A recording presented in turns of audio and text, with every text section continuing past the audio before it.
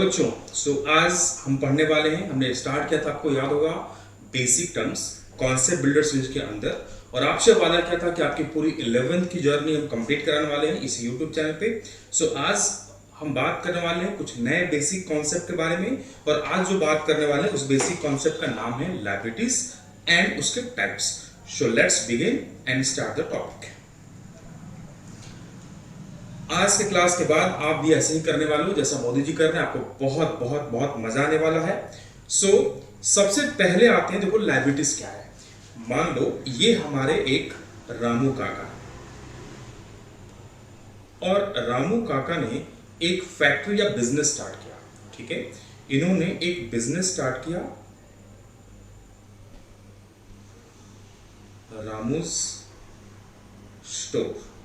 ठीक है, अब देखो बिजनेस करने के लिए हमें बहुत से पैसे की जरूरत होती है।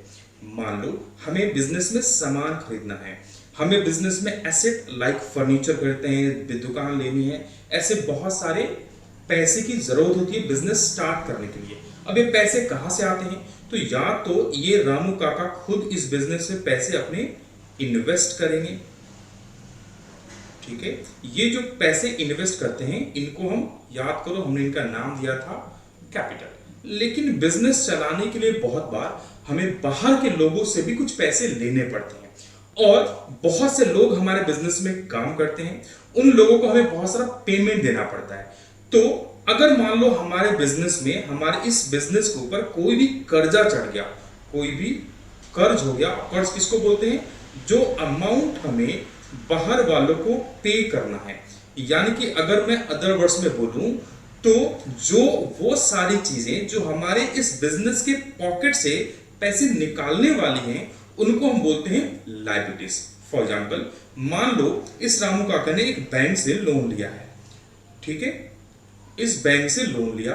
अब मुझे बताओ, फ्यूचर में लोन ऑलरेडी ले रखे हैं, फ्यूचर में इस लोन के कारण हमारे पॉकेट से पैसे क्या होंगे? आएंगे या जाएंगे? आंसर है जाएंगे। सिमिलरली हमारे बिजनेस में कुछ पेमेंट्स ड्यू हैं, जैसे स्टाफ की सैलरी ड्यू है, मान लो इलेक्ट्रिसिटी ड्यू है, रेंट ड्यू है। तो ये सारे जो मैं एग्जांपल ले रहा हूं, स्टाफ की सैलरी हो गई, लोन हो गया, कोई बिल हो गया, किसी पार्टी को पेमेंट देना है, ये सारे हमारे पॉकेट से पैसे निकालने वाले हैं ना। तो ऐसे कोई भी चीज जो हमारे पॉकेट से पैसा निकाले, जैसे तुमने देखा यहां से पॉकेट से पैसा हमारे गया, तो लोन के कारण भी हमारे पॉकेट से पैसा जाएगा। तो ऐसे सारी चीजें जो हमारे पॉकेट से पैसा निकाल रही हैं, उन्हीं चीजों को हम बोलते हैं लायबिलिटीज। क्या बोलते हैं? लायबिलिटी। ओके,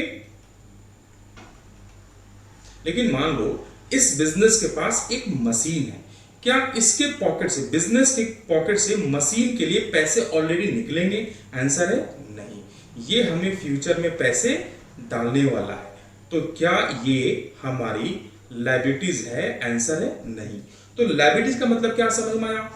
वो सारी चीजें, वो सारे अमाउंट जो हमारे पॉकेट से पैसे निकालेगी, हमारे मतलब बिजनेस के पॉकेट से पैसे निकालेगी। सिंपल वर्ड्स में जो लोगों को हमें फ्यूचर में देना है, पेमेंट करना है, उसको हम बोलेंगे लायबिलिटीज। तो लायबिलिटीज क्या है?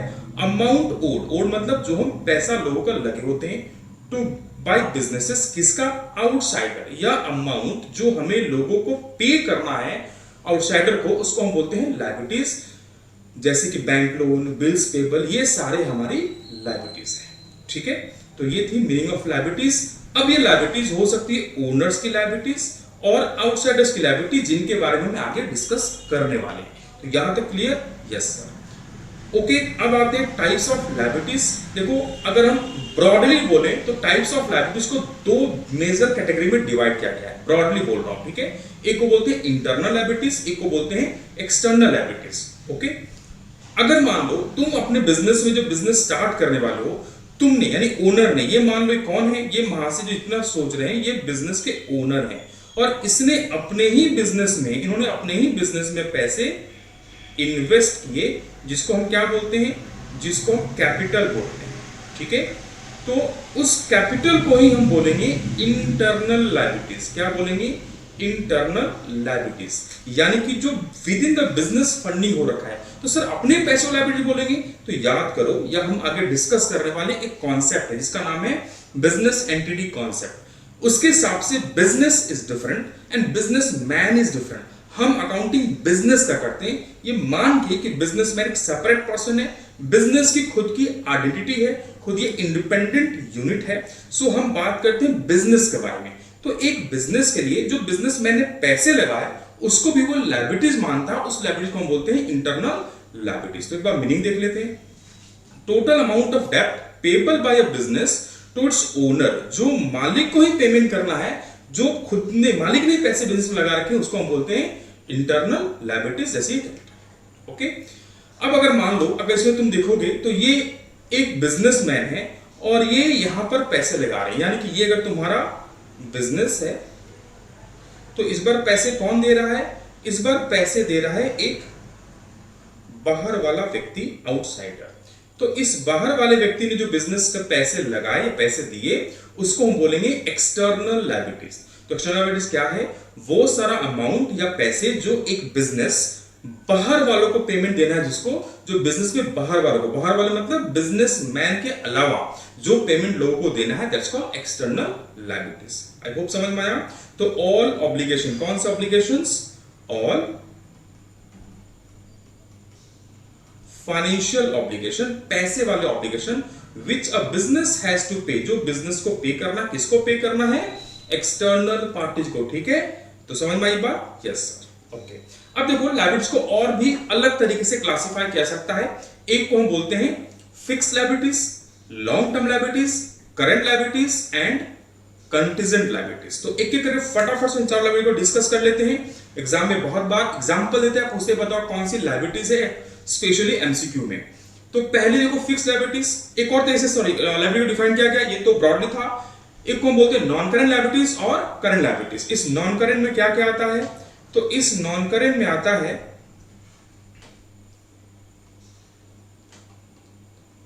Long term and fix liabilities, और इसमें तो करंट आ ही गया। कंटीजेंट लायबिलिटी रियल लायबिलिटी नहीं होता, जिस बारे में हम डिस्कस करने वाले हैं।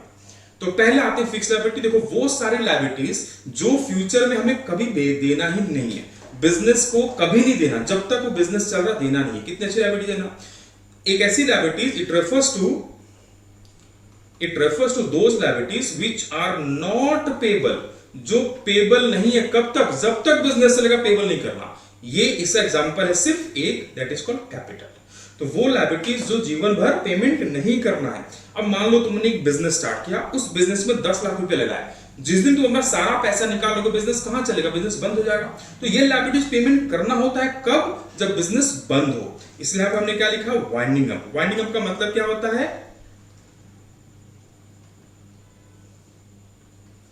बंद होना।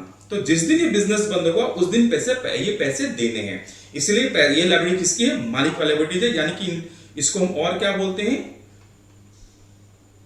इसी को हम याद करो इंटरनल लायबिलिटीज भी बोलते हैं, क्योंकि बोलते हैं अकाउंट्स में कि capital is a life blood of A business. एक बिजनेस के लिए जो कैपिटल है उसका खून है, और जब एक मान लो इंसान के शरीर से सारा खून निकाल लोगे तो इंसान जिंदा नहीं रहेगा। सिमिलरली अगर ओनर सारे पैसे निकाल ले तो बिजनेस नहीं चलेगा। तो वो सारे अमाउंट जो एक बिजनेस को जीवन भर में पेमेंट नहीं करना, कब करना है? जब बिजनेस क्लोज डाउन हो, बिजनेस वाइंड अप हो, तब करना है। ठीक है, and that liability is called fixed liabilities. Next आता है फटाफट से लॉन्ग टर्म लायबिलिटीज। एक ऐसी लायबिलिटीज जो 1 साल बाद देनी है। कब देना है? 1 साल बाद जो ड्यू होने वाली है। Liabilities due for payment after one accounting है, जैसे कि बैंक लोन। बैंक लोन कब देते हैं? 1 साल बाद। तो इसको क्या बोलेंगे? जैसे मान लो एग्जांपल, एक हमने हाउसिंग लोन लिया, ठीक है, for 10 lakhs,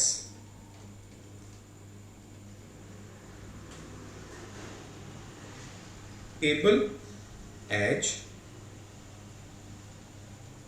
monthly installment of rupees 20,000 for 6 years. अब देखो इसमें से जो 20,000 है ना, 20,000 इंटू 12 यानी कि 1,20,000, ये कब आएगा? तो ये होगा फॉल ड्यू इन करंट ईयर। लेकिन 20,000 इंटू 12 इंटू 5 जो रिमेनिंग 5 ईयर्स है, यानी कि ये आता है कम से कम 6 लाख। पेमेंट 6 है, ओके, 6 लाख। इसको हम क्या बोलेंगे? Long term liabilities. और ये जो 1 लाख है जो हमें 1 साल के इसी साल फॉल कर रहा है, with in a year fall कर रहा है, इसको बोलेंगे करंट लायबिलिटीज। तो फटाफट से देख ले करंट लायबिलिटीज क्या है। ये वर्ड करंट होगा, गलती से कंडीशन लिखा हुआ, ठीक है। Current liabilities, all those liabilities which falls due for payment within कब? 1 साल के अंदर जो फॉल कर रहा है, 1 साल के अंदर जो पेमेंट करना है, उसको बोलते हैं करंट लायबिलिटीज, ठीक है। जैसे क्रेडिटर, जहां अगर मान लो हमने किसी सामान उधारी में परचेस किया है, तो कोई भी हमें सामान उधारी में 10, 20 साल, 5 साल का नहीं देता, वो 1 महीना, 2 महीना, 3 महीना देता है ना।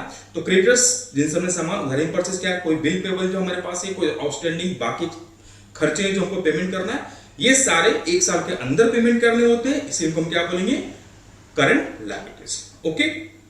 ओके, मान लो नेक्स्ट आते हैं कंटीजेंट लायबिलिटीज। मान लो सपोज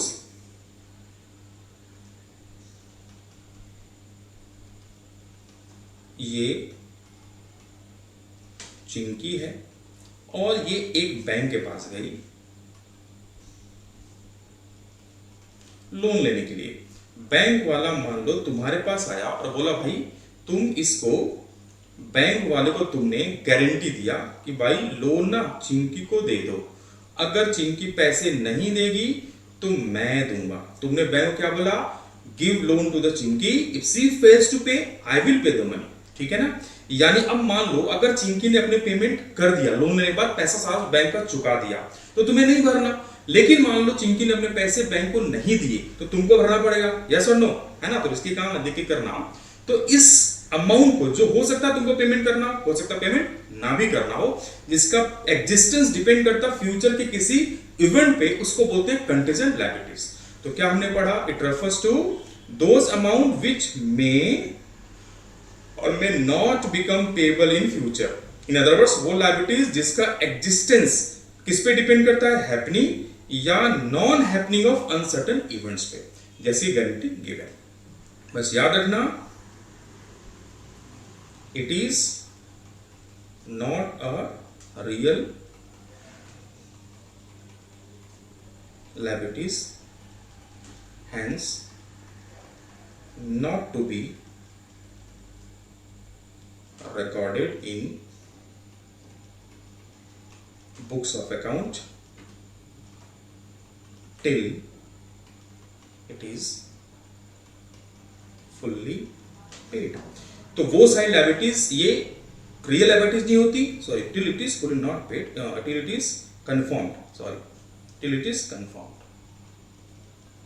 तो एक ऐसी लायबिलिटीज जिसका होना ना होना फ्यूचर के किसी इवेंट पे डिपेंड करता है, उसको बोलते हैं कंटीजेंट लायबिलिटीज। इसको बुक्स ऑफ अकाउंट में रिकॉर्ड नहीं करते तब तक जब तक इसका एग्जिस्टेंस कंफर्म ना हो जाए, ठीक है। तो these all are your types of liabilities. Hope liability को आज समझ में आया।